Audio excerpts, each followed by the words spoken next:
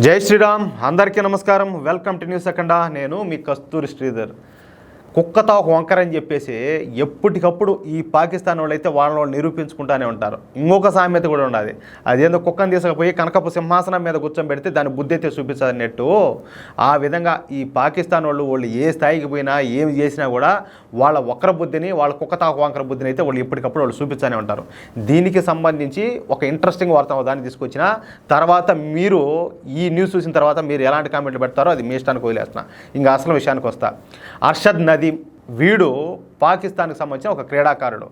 మొన్న పారిస్లో జరిగిన ఒలింపిక్స్లో ఈ జావెలిన్ త్రో ఉంది కదా, దాంట్లో గోల్డ్ మెడల్ అయితే సాధించాడు.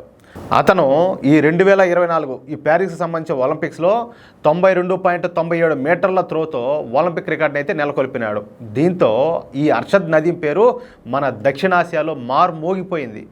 ఎవరి సపోర్టు లేకుండా ఒలింపిక్స్కి వెళ్ళి గోల్డ్ మెడల్ సాధించాడని చెప్పేసి అందరూ కూడా మెచ్చుకున్నారు. అంటే నిజాయితీగా ఓకే, ఎందుకంటే ఒక టాలెంటెడ్ పర్సన్ను మెచ్చుకోవాలి కదన్నట్టు మెచ్చుకున్నారనమాట. మన భారతదేశంలో కూడా అనేక మంది ఈ పాకిస్తానీ క్రీడాకారుడైన అర్షద్ నదీంను మెచ్చుకుంటూ సోషల్ మీడియాలో పోస్ట్ కూడా పెట్టారు. చూడండి, ఇంక వీడి బుద్ధి చూడండి ఎట్లుంటుందో. వీడి బుద్ధి చూసిన తర్వాత మీకు మెట్టుతో కొట్ట బుద్ధి అవుతుంది అనమాట. వీడిని సూడో సెక్యులర్లు అయితే ఇంకా చెప్పాల్సిన అవసరం లే. అందులోనూ వాళ్లకు ప్రియమైన పాకిస్తాన్కి సంబంధించినోడు కదా, అబ్బా వీళ్ళకి ఎంత ఆనందంగా ఉంటుందో. బిర్యానీ అంతా వేసుకొని కలుపుకొని బాగా కడుపు నిండా పుష్టిగా తిన్నంత ఆనందంగా ఉంటుంది వాళ్ళకైతే. వాళ్ళకైతే అసలు ముడ్డి మీద గుడ్డే నిలబడలా. ఊరినాయన ఇంకైతే వాళ్ళు ఇంకా ఏమిలా వాంచడమే డుబ్బు చిక్కుమని ఆ టైప్లో ఇంకా పోస్టుల మీద పోస్టులు పెట్టసాగినారు. ఈ అర్షద్ నదీంను ఏకంగా వాళ్ళైతే ఆకాశానికి ఎత్తేసారు. ఈ క్రమంలో ఈ అర్షద్ నదీము పాకిస్తాన్కు వచ్చి రాగానే పాకిస్తాన్కు సంబంధించినటువంటి ప్రజలు అర్షద్ నదీంకు ఘనంగా స్వాగతం పలికి ఊరేగింపుగా తీసుకొమ్మినారు. అక్కడి నుంచి పేదవాడైన అర్షద్ నదీంకు కొన్ని కోట్ల రూపాయలు బహుమతిగా ఇచ్చారు. వాళ్ళలో కూడా పాకిస్తాన్లో కూడా కొంతమంది వాళ్ళు ఉంటారు కదా. అలాగే ఈ పాకిస్తాన్ ప్రభుత్వం కూడా వాళ్ళకు తిండి తికాణా లేకపోయినా కూడా ఓయమ్మ మనోడు ఏదో పీక్కొని వచ్చినాడు, వాడికి ఏదో ఒకటి చేయాలన్నట్టు వాళ్ళు కూడా కొంతవరకు బహుమతిగా ఇచ్చారనమాట. అంతా బాగానే ఉండదు దీడి వరక. కానీ ఈ అర్షద్ నదీము పాకిస్తాన్కు పోయిన తర్వాత తమ ప్రధానమంత్రిని కలవడం కంటే ముందేం చేశారంటే పోయి డైరెక్ట్గా ఈ లష్కరే తోయిబా అనేది ఒక తీవ్రవాద సంస్థ. ఈ పేరు మీరు పేపర్లోనూ ఈ న్యూస్ ఛానల్స్లోనూ ఇట్లా మన సోషల్ మీడియాలోనూ యూట్యూబ్ ఛానల్ ద్వారా చాలాసార్లు మీరు వింటారు.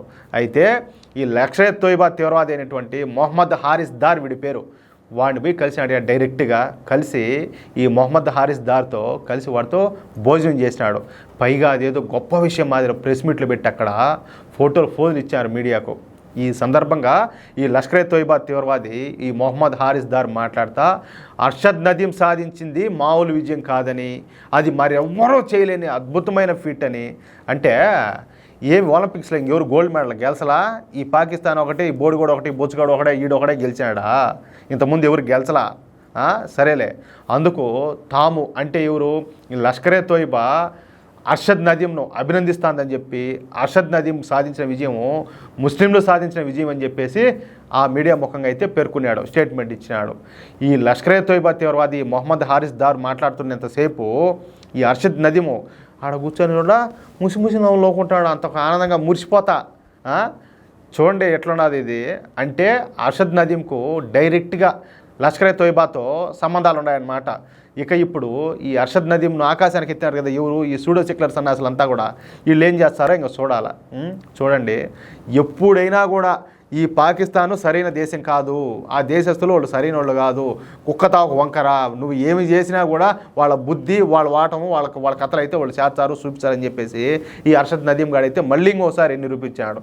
దీనికి కూడా ఎవరైనా కొంతమంది వాళ్ళ బానిసపుత్రులు మిగిలిపోయినారు కదా కొంతమంది.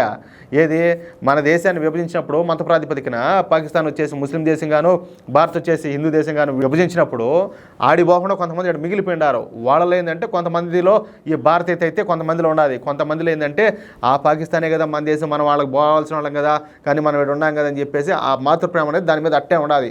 అట్లా టోళ్ళు మళ్ళీ వచ్చి కామెంట్లు కూడా పెట్టచ్చు. కానీ ఈ వీడియో ద్వారా నేను చెప్పేది ఏంటంటే ఎవరైతే పాకిస్తాన్కి ఫేవర్గా వీడికి ఫేవర్గా కామెంట్లు అయితే పెడతారో మీకు మాత్రం జంబలు అక్కడ బంబ. నేను వాయించేటట్టు నేను వాయిస్తా, నేను చేసేది నేను చేస్తా. మీ డీటెయిల్స్ డైరెక్ట్గా తెచ్చుకొని పోయి ఆ ఎన్ఐ వాళ్ళకి ఇచ్చేస్తా. వాళ్ళకి మెయిల్ పెడతా, మళ్ళీ జరిగేది మీకు జరుగుతుంది. అది విషయం అయితే. ఈ వీడియోపై మీ యొక్క అమూల్యమైన అభిప్రాయాలను దయచేసి ప్రతి ఒక్కరు కూడా కామెంట్ రూపంలో తెలియజేయాలని చెప్పి కోరుకుంటూ, అలాగే ఈ వీడియో నచ్చితే దయచేసి లైక్ చేయడంతో పాటు ఈ పాకిస్తాన్కు వీళ్ళు కావచ్చు, ఆ దేశం కావచ్చు, లేకపోతే ఆ దేశ ప్రజలు కావచ్చు, వాళ్ళు ఎట్టటోళ్ళు ప్రతి ఒక్కరు కూడా తెలియాలి. కాబట్టి ఈ వీడియోని మీకు ఎంతమందికి వీలైతే అంతమందికి షేర్ చేయండి. అట్లాగే ఇంతవరకు ఎవరైనా మన ఛానల్ సబ్స్క్రైబ్ చేసుకోకపోతే దయచేసి ప్రతి ఒక్కరు కూడా మన ఛానల్ సబ్స్క్రైబ్ చేసుకొని తప్పనిసరిగా ఇలాంటి ఎన్నో ఆసక్తికరమైనటువంటి ఇంట్రెస్టింగ్ వార్తల కోసం తప్పనిసరిగా ఆ బెల్ సింబల్ అయితే క్లిక్ చేయండి. ఆ బెల్ సింబల్ క్లిక్ చేశారంటే మేము అందించే ప్రతి ఒక్క న్యూస్ కూడా మీకు నోటిఫికేషన్ వస్తుంది. నాయన వ్యూస్ అన్ని వీడియోలకు సరిగ్గా రావడం లే, మీరు ఎంతమందికి షేర్లు చేస్తున్నారో ఏమో అర్థం కావడం లే. దయచేసి సపోర్ట్ చేయండి. మేము ఇంత రిస్క్ చేసి ఇంత కష్టపడి మేము దేశం కోసం ధర్మం కోసం పనిచేస్తామంటే మీలాంటి పెద్దలు, మీలాంటి పెద్ద మనసు ఉన్న వాళ్ళు మీరు ఆదరించకపోతే ఇంకా మమ్మల్ని ఎవరు ఆదరిస్తారో ఒకసారి ఆలోచించండి. ప్లీజ్ సపోర్ట్ చేయండి. జై శ్రీరామ్.